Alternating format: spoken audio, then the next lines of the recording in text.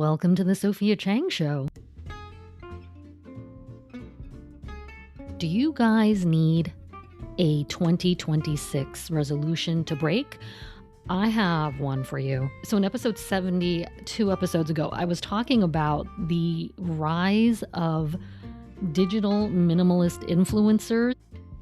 I'm going to do the opposite. I'm just going to tell you how I actually live as a digital minimalist, at least in the AM, and you can decide for yourself if my lifestyle is absolutely awful or if you like it, this could be one of the resolutions that you break immediately by the third week of January. So let's give it a try. I guess I should say the morning begins the night before. I always plug my phone in outside of my bedroom before I go to sleep. And so when I wake up, I run straight to the window. I did get this from Huberman Labs. I open the window, rain or shine, mostly shine where I live, never snow, for the love of God. I left that New York City snow life far, far behind, for better or worse. And I throw the window open and I just try to get sunlight into my eyes. Now, I don't know if this is actually good for you because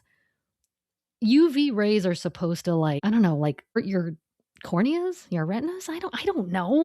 I'm a podcaster, not a scientist, but they're not supposed to be good for your eyes. They damage your eyesight. But not having unadulterated sun is also bad for your eyes. So honestly, I don't know. Supposedly you're allowed to wear glasses, but you can't go through a window pane. Whatever, man. I just stick my face up to the screen and I get in my sunlight while I am staring into the sun, burning my corneas, my retinas, whatever it is. I drink at least half a bottle. So these are 16.9 ounces. I drink at least half a bottle. Or if I drink too much more than that, I do kick up my heartburn. I get nauseous. So I drink that while staring into the sun. Not directly, good God. Now I'm going to have to put a disclaimer. This is not medical advice. Don't listen to something you hear from a podcaster who decided she would spend her life being an actor, a dancer, and a writer. If you're getting medical advice from somebody like that, yeah, you've got bigger problems. So that's what I do. And then actually, I make my bed right away. I just realized this. I make my bed right away because if I don't, it'll never happen. It's a gift. Morning Sophia's gift to night Sophia.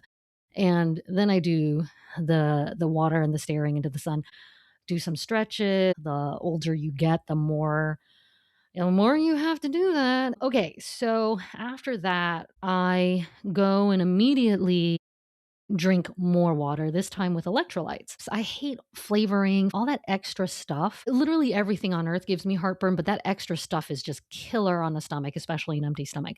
So I use this completely nothing added to it. It's Seeking Health, probably something like optimal electrolytes. I like it because it also has creatine, which I didn't really know what that was when I bought it. This was just the only thing I could find. And after I bought it, I started reading more about it, and it turns out that creatine is not only amazing for women who lift, but it also is the magic trick when you have not gotten enough sleep. You can creatine yourself into making it through the day. That's why you're not actually supposed to take this within 2 hours of wanting to go to bed. So here I take my creatine, and I gotta say, I think it's helping unless you're running like a true double blind study. I don't know if there's a one-to-one correlation between or causation between anything I'm saying. But I have found that once I started taking this electrolyte, which I've been having for at least a year now, I have been able to drop a lot of my puffiness, my extra weight, whether it's water weight or whatnot, and my arms look a lot better. I don't look as puffy and bloated as I used to. So, is it the creatine? Is it the electrolytes? I have no idea, but I'm going to keep doing it.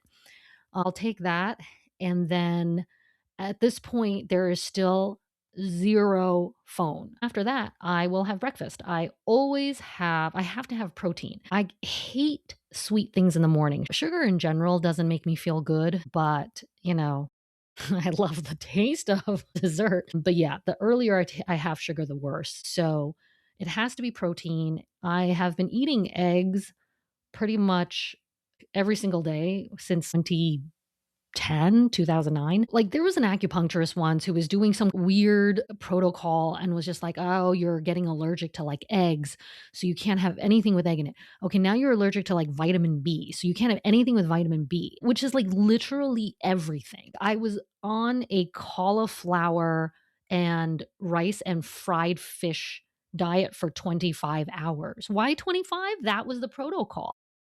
I was big on the woo. I'm not anymore. I'm so like anti new age anything these days because of all the weirdness that got myself involved in over a decade ago. So I'm just like, I'm not gonna be weird anymore. I'm just not gonna be weird anymore. I mean, look how well that's going. So I eat eggs. I have to have meat. I eat about 6 or 7 times a day. I have to have animal meat with pretty much all of that. Yeah, I'm a vampire. I mean, I'm like a Twilight vampire. I'm like a Cullen, where I'm a vegetarian. I only eat animals. No, I would probably eat human too if I was a vampire.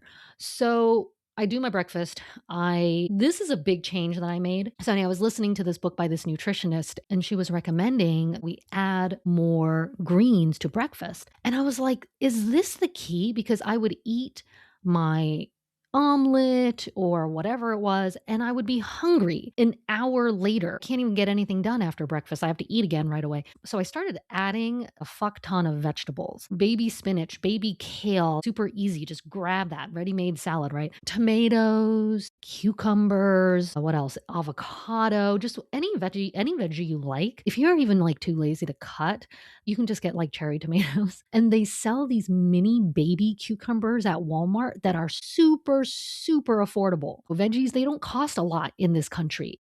This is something we take for granted. And relatives come from Taiwan, China, anywhere else that you would think the food would be more affordable. They come here and they're like, number one, why are your vegetables?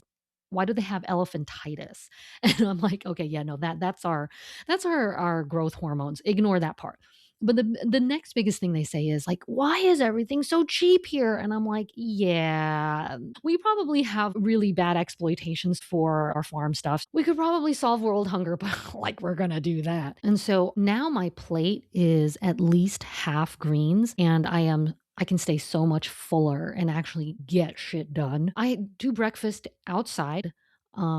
This is difficult in the summer where our temperatures can go into the 90s, and sometimes if there's a heat wave, 100. And with my disease, I can't do that. MOG antibody disease, which is similar to MS, we are extremely heat sensitive. And so unfortunately, I will go outside. Like sometimes I'll wear my ice neckerchief or my ice wrap around my head. As much as I can, I will be outside.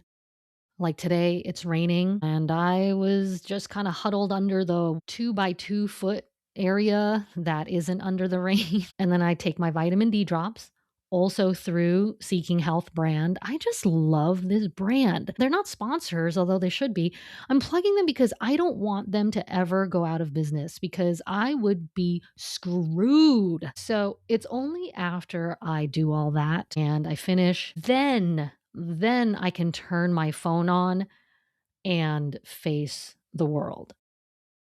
So that's how I have a digital minimalist morning. To me, these routines are simple. It's not like I did them all at once. I just like tried something and then a couple months later I learned and then I tried something else. And I did this because I used to be just like any other chronically online person. I would start my mornings by turning on the phone. I spent many, many years too depressed to get out of bed, but that was just making things worse. Now that I have this routine, I have something to jump out of bed for. It's like, okay, jump right out of bed, throw the window open, and that light actually helps to wake me up. Once I had this habit and once I didn't touch the phone, I found that I was so much less anxious because you turn on the phone, you're just like, oh, now I'm going to check my email and I'll have to respond to all these messages. My brain is just so crowded with stuff. And now that I do everything in reverse, I take care of myself first. It signals to me nothing is that serious. I don't need to be on the phone. I'm not a completely insane dictator who's leading the world. I don't need to be on my phone. I'm not that important. Nobody cares. Nobody really cares. They really don't. And so once I did that, everything is so much more chill. I have resources. I'm fed. My blood sugars is stable. My cortisol levels are down, especially women. We need to eat within 30 minutes of getting up because our cortisol levels are spiking. We need to get that down. So I'm wondering if you guys have any digital minimalist tips you found to start your day right. Let me know. Leave a comment under the YouTube. Go to my Substack. I've got a link right in the show notes. Help us all out. Let us all know how you've been optimizing your morning. Thank you so much for joining us for this episode of The Sophia Chang Show. If you like what you heard, the best way you can help me out is by subscribing to my newsletter. There's a link in the show notes on my Substack, which is thesophiachang.substack.com. And the second best way is to share this with your friends so they too can subscribe. Leave a 5-star review on Apple Podcast or wherever you listen to this. Without you, I would just be talking to nobody, and that's really sad.